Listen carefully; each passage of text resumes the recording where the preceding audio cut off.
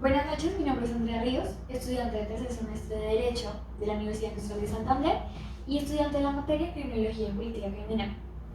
El día de hoy voy a hablar sobre la teoría de la economía social, cómo se ve esta reflejada o cómo se ve relacionada en el Estado social de derecho colombiano y la política criminal. Vamos a partir de dos autores muy importantes, los cuales son Emile Durkheim y Robert King Merton. Durkheim, conocido como uno de los padres fundadores de la sociología y del estudio de la criminología, es un francés el cual tiene dos preceptos muy importantes. Uno es el estudio del delito como un fenómeno social normal y el estudio de la teoría de la anomia. Aunque Durkheim es la primera persona que utiliza este nombre y desarrolla la teoría, no le da mucha profundidad, sino solo establece unos preceptos básicos. Robert King Merton es quien vendría a darle más desarrollo y más profundidad a este tema. Entonces, ¿qué es la teoría de la anomia para Durkheim? Es esa crisis social que se da en ciertos ordenamientos sociales en donde tienen ciertas normas o valores establecidos. Durkheim dice que a nivel histórico, en cada organización social que se han ido dando, se han creado ciertas estipuladas metas a conseguir, ciertos objetivos y normas y leyes que hacen que se rijan en esta sociedad. Cuando se da un cambio abrupto en esta normalidad, es cuando se empieza a ver un desbalance, una crisis en este ordenamiento social, debido a que muchos de los individuos o algunos empiezan a entrar en este desequilibrio en donde no se sienten identificados con las normas sociales establecidas, con los medios para conseguirlas y con los fines. Entonces, cuando ocurre esto, se empiezan a generar ciertos desvertebramientos en esta sociedad y se da en dos tipos, o podemos poner dos ejemplos para más o menos ilustrarlo. Está, por ejemplo, la persona que tiene una buena recursos económicos y de un momento a otro, cuando se da este cambio abrupto, queda en la quiebra, o la persona que se supone que le cuesta más conseguir este fin que es como el bienestar económico, y de un momento a otro lo consigue. Aquí podemos ver que se dan dos situaciones. Una podría ser el suicidio y la otra conseguir estos fines por medios ilegítimos. Entonces Durkheim dice que la anomia se da por esa falta de regulación de leyes y normas en los individuos y cómo estos individuos empiezan a no verse identificados por estas y a generarse como esa conducta desviada. Sin embargo, como habíamos hablado anteriormente, quien va a dar desarrollo a esta teoría propuesta por Durkheim es el doctor Merton, quien en su ensayo Social Structure and Anomy, desde un punto de vista sociológico, propone que hay ciertas estructuras las cuales ejercen cierta presión hacia algunos individuos en el ordenamiento social. También dice que el ordenamiento social es exclusivamente un dispositivo utilizado para mediar entre esos impulsos biológicos y tratar esas tensiones que se dan entre los individuos de una sociedad. Entonces vamos a hablar de dos elementos propuestos por Merton, los cuales son muy importantes. Uno es la estructura social y el otro es la estructura cultural. En la estructura social estamos dando esos objetivos, metas, los cuales se trabajaron en grupo y se supone que todo el ordenamiento social debe trabajar por estos objetivos legítimos y debe tener como fin llegar a ellos. Y en la estructura cultural se dan todos esos fines y medios para los cuales deben alcanzarse dichos objetivos.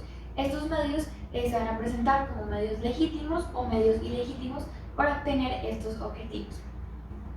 Entonces, ¿cómo se da la anomia en el orden social? Pues el orden social está estructurado, está formado por medios y formas para alcanzar o obtener legítimamente estos objetivos planteados. Sin embargo, también van a demostrarse que hay métodos ilegítimos y estos se dan cuando no se propician las condiciones necesarias o los medios necesarios para obtener dichos fines. Y cuando esto ocurre, se da un desvertebramiento en la estructura social y en la estructura cultural, y allí se genera anomia. Ahora una pregunta significativa y fundamental. Entonces, ¿cuáles son los medios más eficientes para obtener dichos objetivos o fines? Claramente tenemos los medios legítimos, los medios que están institucionalizados, pero estos no son los medios favoritos, puesto que no todos tienen las mismas condiciones o están en la misma igualdad para adquirirlos o para utilizarlos. Debido a esto, los medios ilegítimos son los que se vuelven los más propicios o los más utilizados. Por ejemplo, se da un caso en el cual los fines se llegan a un extremo, es decir, el fin se prioriza y se va dejando de lado, se va a, y esa desinstitucionalización de los medios, por lo cual se empiezan a ver que en ciertas estructuras sociales ya no se hace tanto énfasis en cómo se consiguen estos fines, sino más bien en el hecho de conseguirlos. Merton propone que hay ciertas estructuras sociales en donde queda de lado el hecho de conseguirlos de forma legítimamente siempre y cuando se tengan, es decir, se pueden cometer robos, hurtos, fraudes o diferentes vicios. Entonces, ¿cómo se generan estas conductas delictivas? Hay un conflicto entre la estructura social y la estructura cultural, lo que quiere decir que hay un conflicto entre los valores y el orden social. Al haber este conflicto se da un desquebramiento de la norma y allí se produce un estado de anomia, lo cual puede propiciar conductas desviadas o delictivas. Estos individuos intentan agotar por todos los medios utilizando medios legítimos.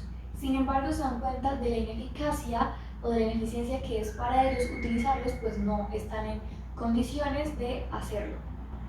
A todo esto, ¿no estarían como entre la espada y la pared?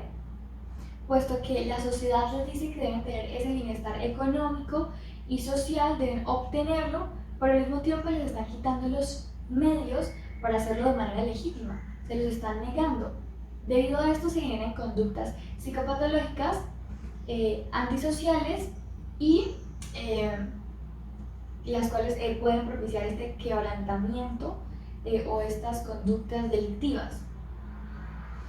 Por ejemplo, podríamos ver el sueño americano como algo que se le impone a cierta sociedad, que es como mejorar la calidad de vida, tranquilidad y nuevas oportunidades. Sin embargo, al notarlo, muy pocas personas pueden lograr tener este dicho sueño, dado que tienen los recursos solamente un grupo limitado, o las posibilidades un grupo limitado.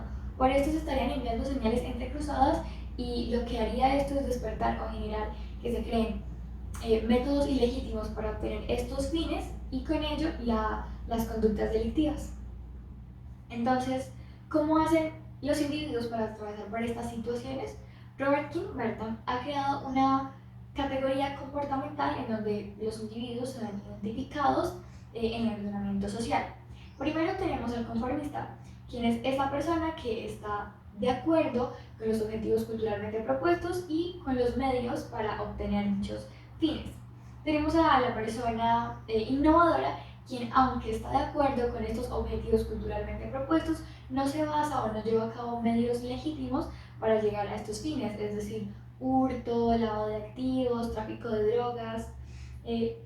También tenemos a la persona retraída, quien no está de acuerdo con los objetivos y tampoco está de acuerdo con los medios para llegar a estos. Esta persona simplemente no está de acuerdo con la estructura social, entonces lo que hace es encerrarse en una burbuja, y podemos verlo reflejado tal vez en personas drogadictas o personas en estado de hábito en la calle, o que no tienen como un propósito ni tampoco les interesa tenerlo.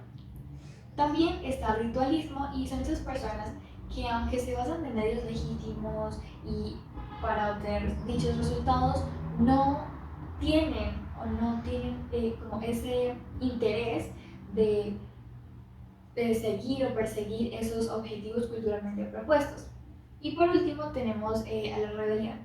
Estos individuos no están de acuerdo con la estructura social ni con la estructura cultural, pero ellos, aunque rechazan estos, proponen unas formas diferentes para llevar a cabo o para intentar cambiar tal vez los objetivos o los medios por los cuales se van a alcanzar estos objetivos. Ahora hablaremos sobre el Estado Social de Derecho en Colombia y más adelante vamos a hacer una comparación de cómo se ve la anomia en el Estado colombiano. Entonces, el Estado Social de Derecho nace en Colombia gracias a la Constitución de 1991. En el artículo primero aparece como principio rector que somos un Estado social de derecho, una república pluralista. Eso quiere decir que esta característica no puede ser cambiada ni modificada en ninguna circunstancia a menos de que la Constitución se modifique por completo. Esto se dio cuando se implementaron todos estos nuevos derechos fundamentales.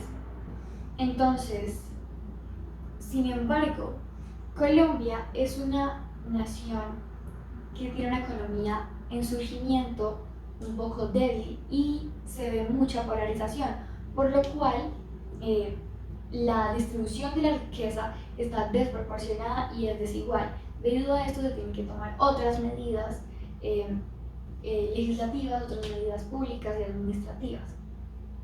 Entonces, teniendo esto en cuenta, surge una pregunta, la cual ¿es acaso un Estado social de derecho solamente porque la Constitución lo promulga?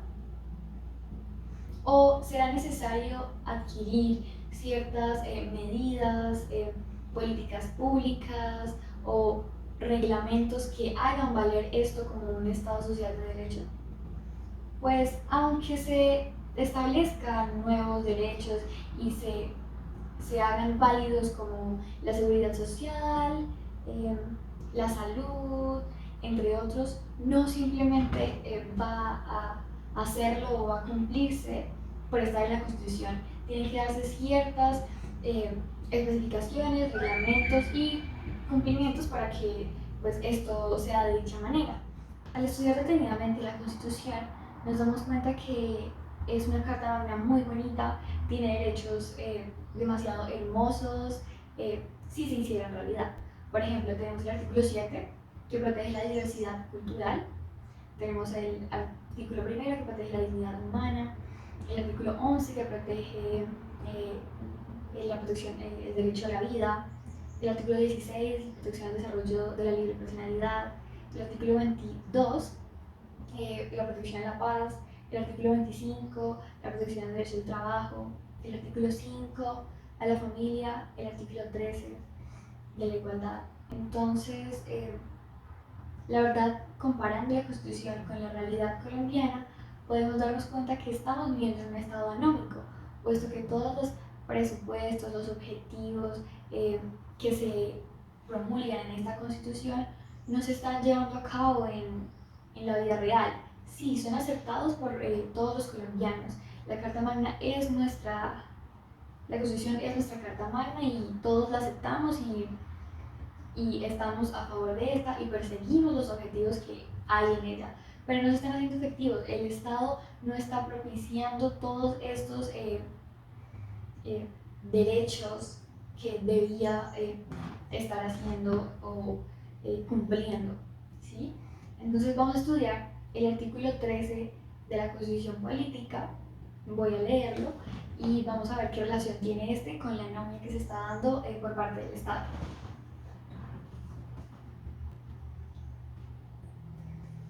Artículo 13 de la Constitución Política de Colombia. Todas las personas nacen libres e iguales ante la ley. Recibirán la misma protección y trato de las autoridades y gozarán de los mismos derechos, libertades y oportunidades sin ninguna discriminación por razones de sexo, raza, origen nacional o familiar, lengua, religión, opinión política o filosófica. El Estado promoverá las condiciones para que la igualdad sea real y efectiva y adoptará medidas en favor de grupos discriminados o marginados. El Estado protegerá especialmente a aquellas personas que por su condición económica, física o mental se encuentren en circunstancia de debilidad manifiesta y sancionará los abusos o maltratos que contra ellas se cometan. Entonces, en este inciso segundo nos damos cuenta que el Estado es quien debe encargarse de brindarnos los medios para así llevar a cabo, por ejemplo, el fin sería la igualdad, la protección de la igualdad, la protección de estos derechos, y el Estado es quien debe encargarse de brindarnos los medios para que se lleven a cabo. Sin embargo, nos damos cuenta que esto no es así, no pasa de esta manera. Vemos cómo el Estado prioriza o brinda a ciertos grupos de personas estos métodos legítimos o esta protección necesaria, y a los más vulnerables o a los que otros grupos de personas o simplemente a todo el mundo no lo hacen. También podemos notar como una gran anomia en el preámbulo de la Constitución, pues establecen unos fines, unos medios, unos objetivos por los cuales pues está como firme o presente el Estado colombiano, y vemos que no se están dando, no se está llevando a cabo, puesto que los medios legítimos no nos están dando la oportunidad de, mediante estos medios legítimos, llegar a estos fines. Y por eso se mantienen en un estado de anomia aquí en Colombia. Por eso vamos a dar una breve explicación de varios ejemplos de evidente anomia en Colombia. Primero tenemos a los comerciantes informales. Estos comerciantes informales lo hacen en espacios públicos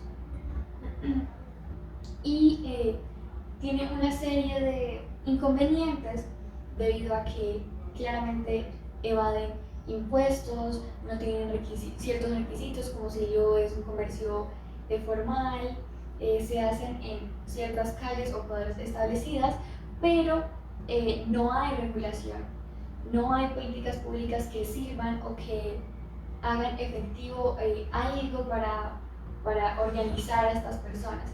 Y ellos buscan sus medios, que en este caso no son legítimos, son ilegítimos, para salir adelante, para vivir del día a día, puesto que en Colombia ese es nuestro mayor ingreso, salir todos los días a mirar a ver qué conseguimos para poder como subsistir. Entonces, la falta de regulación por parte del gobierno y la falta de políticas públicas efectivas en cuanto a esta problemática hacen que este comercio informal se dé de manera cada vez más frecuente, porque sirve sobre todo para las personas que no tienen mucho capital económico para invertir en cierta empresa o en cierto proyecto, y pueden salir como a vender sus productos. Claro está que también se encuentran en ciertas zonas donde hay una total anomia, donde no interviene el Estado y donde se ven pues, problemas en cuanto a la recolección de basuras, se ven problemas en cuanto a problemas entre los vendedores ambulantes y otras problemáticas que van más allá. También tenemos una problemática que es la problemática de la anomia en las cárceles, puesto que en Colombia no se está dando ese proceso de resocialización que se supone debería ser al momento de entrar en una cárcel. Claramente hay muchos factores como el hacinamiento, la negligencia por parte de los custodios, de los guardias, la violación de los derechos humanos que se ve adentro, puesto que el hacinamiento es a tal punto que dentro de las celdas las personas duermen en el piso, duermen en hamacas, y claramente se ven jerarquías, se ven, no hay una protección por parte del IMPEC, y tampoco se ve ese proceso de resocialización, puesto que se ha demostrado con varios estudios que solamente están para resguardar y para vigilar a los reclusos, pero no se da ese interés en querer hacer el proceso efectivo, y los reclusos tampoco lo ven de esa forma. Los reclusos no ven la cárcel como una oportunidad para resocializarse, sino es como un castigo, y sienten que aún hay dentro se les están violando sus derechos, por lo que genera más rencor, más odio, y cuando salen claramente la reincidencia es muy alta. Por eso se vive también una anomia en el sistema penitenciario. También tenemos el ejemplo de las mujeres y hombres trans. Estas personas se ven discriminadas mucho más que, es una de las poblaciones que más se ve discriminada, puesto que no consiguen trabajo, la sociedad los aparta y los hace a un lado, por lo que tienen que buscar otros medios ilegales para suplir sus necesidades básicas, más que todo en cuanto a prestar servicios sexuales. Entonces, ¿qué sucede?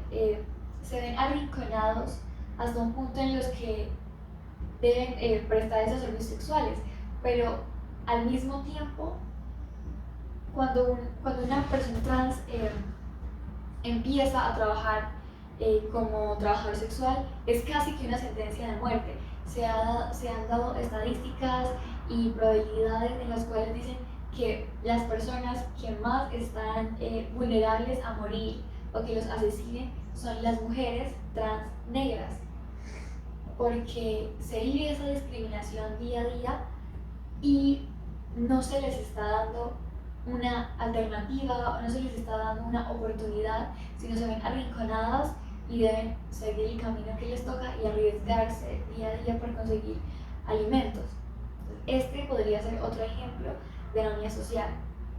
En cuanto al aborto en Colombia ahora es posible realizarlo con 3 causales, que son violación, malformación del feto y si el estado mental de la madre está comprometido.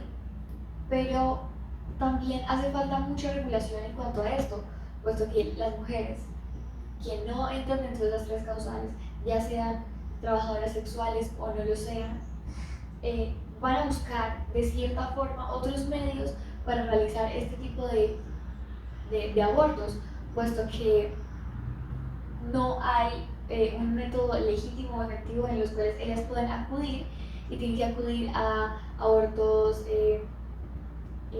en secreto, los cuales terminan perjudicándolas a ellas de por vida y muriendo en muchas ocasiones. Entonces, de alguna forma u otra, así pasen este tipo de cosas, las mujeres también se está viviendo una anomia por este lado. En conclusión, me parecen unas teorías muy interesantes. Me parece que se identifica mucho el Estado colombiano con estas, me identifico yo en el día a día, en lo que vivo, lo que veo en mi país. Me parece que es necesario que nosotros como colombianos nos pongamos en ese papel de individuo rebelde, en el que debe criticar o buscar otras formas o alternativas para que se den esos fines, así no se propicien los medios necesarios. Ya sabemos que el problema está en que el Estado no nos está propiciando los medios necesarios, pero no podemos ser esos individuos apáticos, los cuales no me gustan los medios, no me los están dando, no me gustan los fines, me quedo ahí, o esos conformistas en los que les gusta todo porque ven que están desde un punto privilegiado, ven las cosas desde un punto de vista privilegiado, pero me parece que ya hemos descubierto un poco las problemáticas que se vienen, este fenómeno que parece ser pan de cada día acá y que se da prácticamente en todos lados, pero podemos intentar buscar soluciones, tenemos que empezar a hacer una cultura, una ciudad un poco más consciente de lo que está pasando a nuestro alrededor, preguntarnos más ciertas cosas y no quedarnos simplemente con lo que nos venden en los medios de comunicación, sino como tal vez ir más allá, más a fondo, descubrir cómo podemos ir eliminando poco a poco esa economía social o intentándolo de alguna forma u otra. Cómo esto incide en la criminalidad. Este trabajo también me da muchas respuestas en cuanto a por qué se dan ciertos, no sé, ciertos crímenes o ciertos hurtos o la criminalidad, o sea, por qué se da, cuál es la razón, por qué afecta tanto a ciertos grupos sociales o a ciertos individuos en específico.